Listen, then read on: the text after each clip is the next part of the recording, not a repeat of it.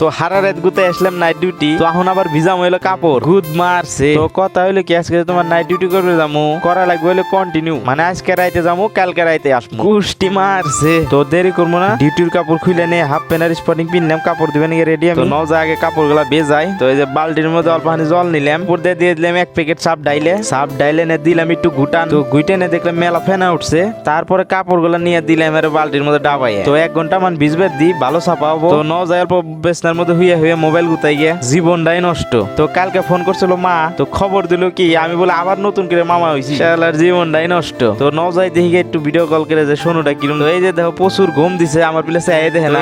দেখতে দেখতে গেল 1 ঘন্টা পার হয়ে। তো নজাই আবার কাপড় ধুই গিয়ে প্রায় 12টা বাজে হারলো। তো কাপড় ধোয়াও শেষ হয়ে গেল।